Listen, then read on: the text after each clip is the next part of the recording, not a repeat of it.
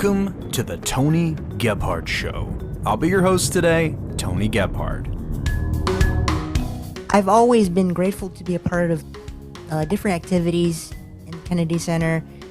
I'm privileged to be one of the next 50 leaders there, and it is such a great experience. The audience there is just amazing. It's fabulous to hear their applauses, and I feel the love, and I feel like the inspiration. Hello, my friends. Tony Gebhardt with the Tony Gebhardt Show, back with another amazing guest. And before we get started, I just want to say thanks again for everybody who's been checking out the podcast, subscribing to the YouTube channel. We're almost at 5,000 subscribers on the channel itself, and I'm just so grateful for that. Amazing to watch this community grow. But without further ado, amazing jazz pianist from Bolivia, if I'm not mistaken, he'll correct me if I'm wrong, is here in the studio, Mr. Jose Andre. Welcome to the studio, man. Hey!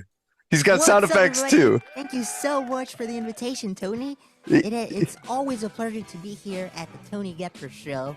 I am very excited to be able to just have a good time with all of you. Thank you so much for all of you who are watching and listening.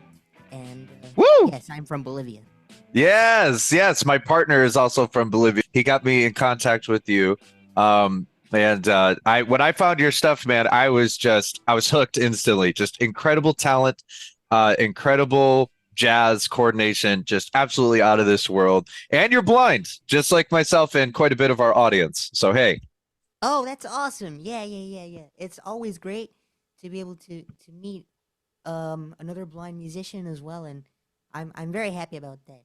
Yeah. Both are, so yeah. So you're 18, 19? I'm 19. I recently turned 19. Oh, well, happy belated birthday. Oh, thank you so much, brother. Thanks. And actually, I was talking to another good friend of mine the other day, Matthew Whitaker, who knows you. Oh, yeah. Matt is definitely one of my best friends, and we know each other for a while now, and he's such an incredible musician as well. He is. He's a great pianist. He is. He was on the show, oh gosh, when was it? Last year. He was on the show last year. Really cool guy. Okay. All right. Yeah. So listen, man. That's good. With your permission, what I wanted to do throughout the episode is kind of play little tidbits of the trio and some of your music. And this will be edited in later, but I just want to make sure you were cool with that. Oh yeah, of course. I'm definitely cool with that, and awesome. Looking forward to hearing some of the trio tunes. Yeah. So listen, man, I know you're from Bolivia, and you've spent a lot of your time playing music. When did you move to the States? When did you come to America and start your career up here? Yeah, great question. So I moved to the United States about 9 years ago, if I'm not mistaken, and ever since then, everything has been wonderful. I have an excellent community. I've made a great group of friends from the very beginning, and nice. I feel that the U.S. is like a really wonderful country. I feel welcomed. I feel respect, and it is so awesome to be able to be here. It's just amazing. Well, it's good. Definitely. Right now, I'm at Duke Ellington School of the Arts, which is a high school in Washington D.C. and it's really great because we have a lot of departments, and I'm a part of the instrumental music department, and it is great to be able to meet new friends who are artists and have the same passion as me. We got musicians, but also other artists, so it's just amazing and incredible to be surrounded by the environment. Wow. No, that's great. Washington, D.C., what a very, very, just compact place to play music. I've been to D.C., fun little spot. And awesome. That's cool. So when did you pick up piano? Like what age was that when you picked it up? That was when I was 4.5. I started playing when I was 4.5 because first I was a drummer for a while, and I loved rock. I still love rock until now. Aha, there you go. That's awesome. Yeah, no, it's great. It's so great. But then my dad when he gave me my first keyboard, I fell in love with the sound, and I was like, "What was that? This is a really cool piano sound," and I'll see what I can do. Cause I just heard a few notes, and that's where I fell in love with the sound, and I've been playing ever since. Wow. And it was just amazing. That's like me with guitar, man. I totally empathize with that. Just like you first get your hands on the instrument at such a young age, and your mind is just open. It's curious. It's full of this wonderment, like what's going on right now. And you know, you get that opportunity to just fully engulf yourself with Right. the just the magic that encompasses music. And Of boom, course. here you Yeah. are. I agree with that a lot. I couldn't agree more, brother, because I feel like I mean guitar is a wonderful instrument as well, and it can provide you a lot of resources. And same with piano. Whenever I play and I sit down to just make music, something inside of me changes. It's from the bottom of my heart, and it's just Wow. a feeling. Music is my passion and my feeling, and especially piano now. Oh, and I like how something inside you changes. That's a good way to, I think, paraphrase it. Right, And, right, yeah. I can relate to that for sure. Oh, for sure. Yeah, yeah, yeah. That's good. Yeah, that's good. So listen, man, you've done a lot of cool things, and I gotta talk to you about it. First of all, you've played at the Kennedy Center. I've watched some of those performances, and the energy the energy you have on stage. You're yelling sometimes. You're like, "Woo!" You're bringing that just enthusiasm out during the performance, and instantly that brought a laugh to my voice. Like I instantly smiled. I'm like, I love this guy. So Oh, that's awesome, bro. yeah, dude. So That's tell remarkable. me, what was it like playing at the Kennedy Center, and especially at a young age too? Yeah, yeah, great. I mean, playing at the Kennedy Center has been always an incredible time. It has been marvelous, and I'm super grateful because I've been there a lot of times now. I lost count, but I've always been grateful to be a part of different activities in the Kennedy Center. I'm privileged to be one of the next 50 leaders there, and it is such a great experience. The audience there is just amazing. It's fabulous to hear their applauses, and I feel the love and I feel like the inspiration. I mean, I am just speechless. It is Ah, absolutely wonderful, wonderful. oh, dude, I can imagine. And like, Yeah. in addition to this, so in some ways you could say you grew up with the Kennedy Center since you've played there so many times. Because I think the performance I saw is when you were 13.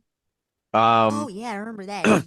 That was at the Millennium Stage at 13, yep. and yeah, I mean, yeah, you could say I grew up there because, you know, I'm not only performing there. I'm also going there to hear some great music, great concerts, and it has been a special place. I have a lot of friends at the Kennedy Center, so I'm very grateful and honored to be a part of their family. They're just amazing. Now, I I mean, love how you put an emphasis on friends and your influence of watching other musicians.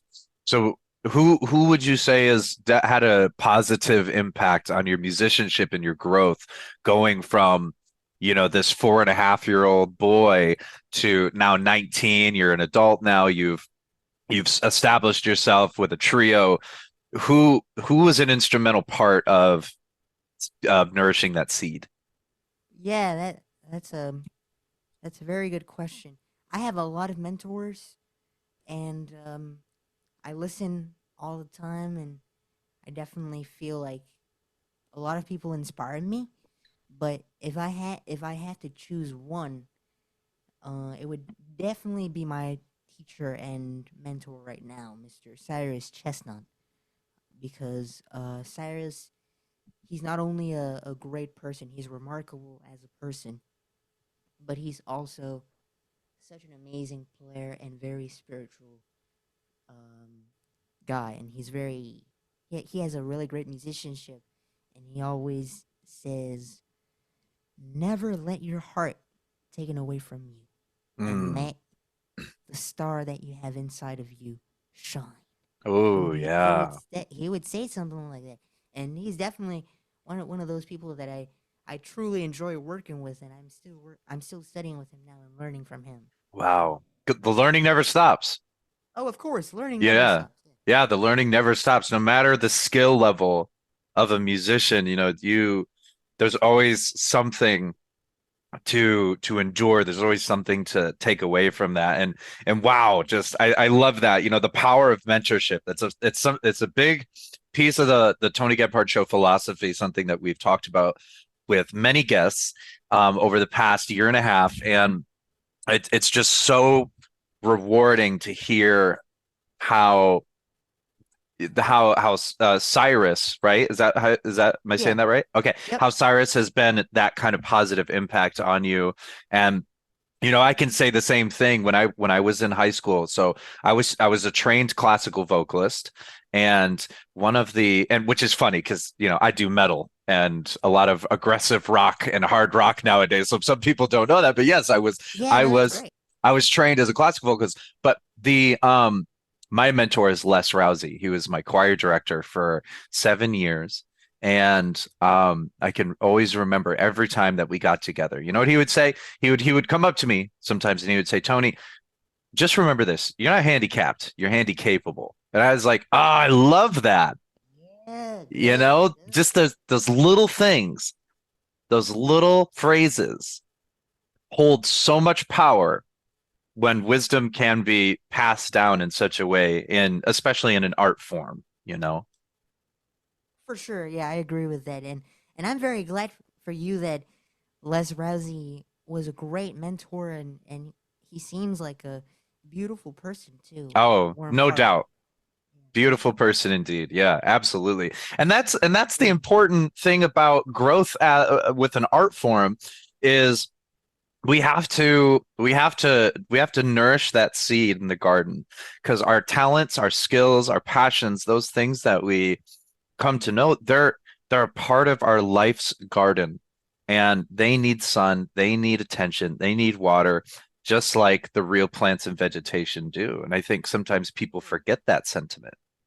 Yeah, yeah, yeah, yeah. I can agree with that, but it's very important to keep that in mind, and to always remember that you've got musicians and a community that it's with you. That's right. Yeah. So, man, I heard from a little bird that you played at the White House. Oh yeah, yeah. Yeah, let's talk The about White that. House was yeah, the White House was amazing. It was truly remarkable because it was like the 32nd anniversary of the American Disabilities Act, and several people with disabilities were at the event. All my community was there, and I was truly Wow. excited to be able to play for them and for President Joe Biden, First Lady Joe Biden. I was able to meet both of them, and it was just Wow. yeah, yeah. It was just an incredible, incredible experience. Wow. You got to meet the Yeah. president. And, so what was it like getting into the White House? Like, walk me through that process. Like, was it intensive security screening? Like, what was that like? It was good actually. I mean, we walked into the White House, and of course, it was we got to go through security and all of that. But other than that, I since I already had connections there, and yeah, other than that, when I got into the White House, then I was able to really like know the place. A tour guy showed me where to go, and I went through the rose garden. Like I was able to meet Wow. the garden that usually the president goes and like do their banquet and all that stuff, and it was a very good experience going through. Wow. And I've been in the White House before when Obama was as president, but he wasn't there. But I was able to meet like mostly the insides of the place.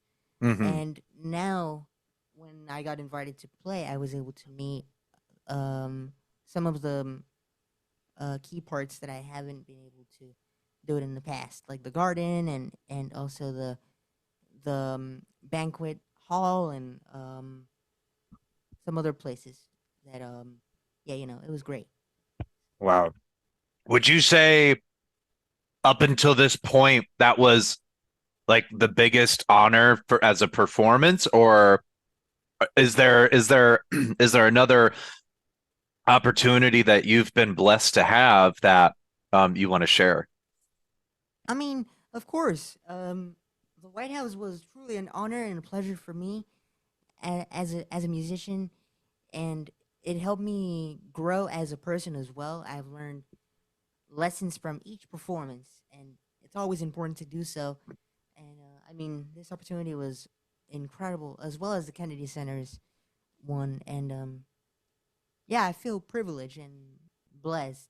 Although I just played music from the bottom of my heart, and I always I'm a person who wants to inspire other people to Oh pursue their man, you dreams. inspire me, bro. Oh, thank you so much, brother. Thanks Yeah, you likewise, man. inspire me, man. I love it. I love it. Yeah, that sounds good. And going back to the Kennedy Center, um, I recently was there a couple of days ago, playing for the series called Three Keys to Ellington. It was absolutely incredible.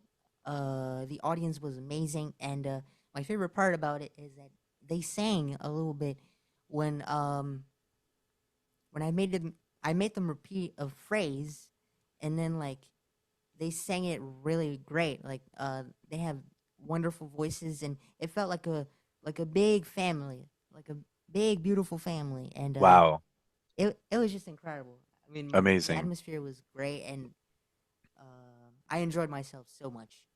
That's amazing, man. Yeah, So yeah, it was good. so tell me about the Jose Andre Trio. Like when did that start? Are you touring? Any albums? Let's get into that a little bit. Sure, yeah. So the trio, it's been active since I was 5 years old. Like I created the trio when I was like young because um I wanted to have a band, and I'm still playing with them. I started with a drummer and a bass player, and now that I'm in the U.S., we are still playing. I play with a lot of wonderful cats and musicians. They're just amazing. And as far as tours, we haven't done any tours for now, but hopefully in the future, because I'm trying to focus on finishing my senior year and getting ready for college. Mm, So hopefully in the future or right after college, I could probably do tours. And as far as albums, I'm planning to record my second album really soon. So it's not confirmed yet, but I will do it sooner rather than later. wow. So yeah, Good for you. That's good. Good for you, man. So yeah. No, I love playing so with my train. what's your gear setup look like, man? Are you a Logic Pro guy? Are you a Reaper guy? Pro Tools? Yeah, so I use Logic most of the time. Logic Pro is Hey, join the club. All right. oh awesome, brother. That's cool. Logic is amazing, and it has a great variety of sounds. For each patch, the and yeah, the library browser. I love the library browser. I love the drum patches like Brooklyn Bluebird, and it has Yeah, there's a great lot of them. software. Yeah, Hmm. yeah, they got a lot of them, and I mostly record in Logic whenever I have a new original that I'm writing for the trio. I record it in an audio file, each track, and then I send them to them. And Nice. yeah, and it sounds great. It sounds great. It feels like a full band when you record. The Dan, doesn't it though? And what kind of keyboard are you rocking in your home studio? So yeah, for Logic's purposes, I usually use a MIDI keyboard, which is um a U station. Um, yeah, it's a key station, and it's really great. I love it. It has 88 keys, and I also have the keyboard that I'm using right now, it's a Nord Piano 5, and I really love the piano sounds there. It's incredible. It's marvelous. Oh man, And nice. yeah, but for Logic, I definitely use um the MIDI keyboard, the key station. And you know what? The key station's nice too. I think they're underrated. M Audio's made amazing MIDI controllers for a number of years now. I'd used the Oxygen series keyboards for a little while, and then the Hammer 88. And then I never had a key station personally, but I've switched over to using Native Instruments keyboards. Oh, got it. Yeah, yeah, yeah. I know what you're Yeah, talking about. primarily, but no, that's so cool. I love it. Oh, that's so cool. Um, Shoot, man, like I have so many questions. Like just my so with wow, I mean it's all amazing. So like let's take a look at just your personal life, man. So like outside of music, what keeps you busy? Do you like to read books? Do you like going on walks and stuff like that? Like how do you stay inspired? What gets you Yeah, inspired into music? I have a lot of inspirations, definitely, and especially when I go walk and connect with nature, hearing the birds and different kinds of animals. That definitely inspires me to write music. And in fact, I have an original that I wrote it recently. It's super cool. I really enjoy playing with my band. Um,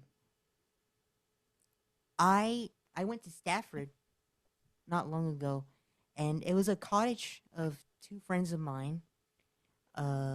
And they're amazing.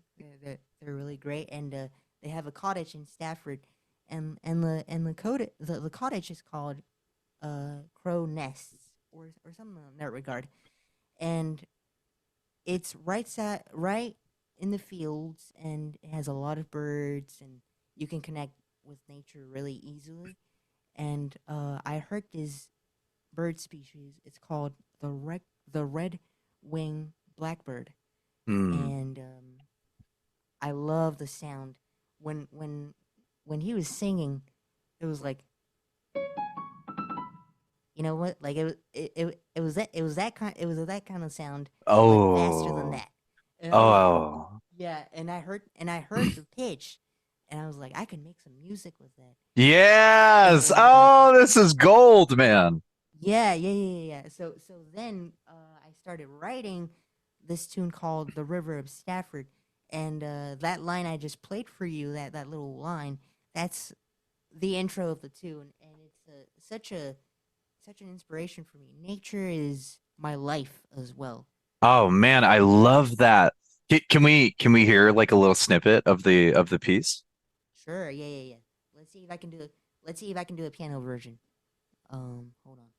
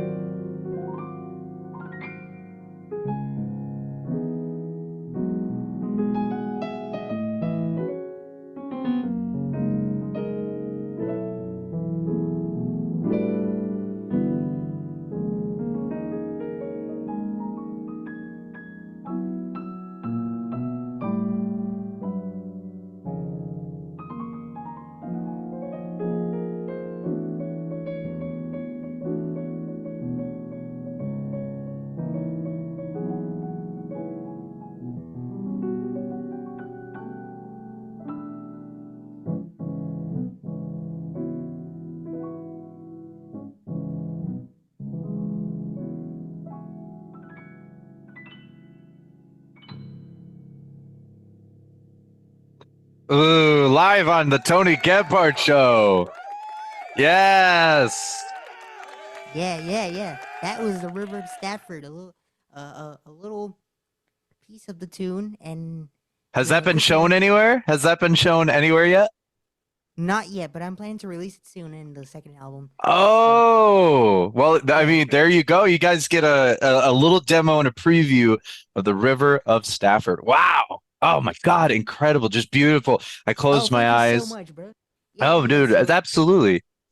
answering your question, that's one of my main inspirations. I love nature. I love birds and different animals and their sounds, as Oh. well as swimming, and I love interacting with friends and eating hamburger, pizza, all that stuff, like hanging out with fam.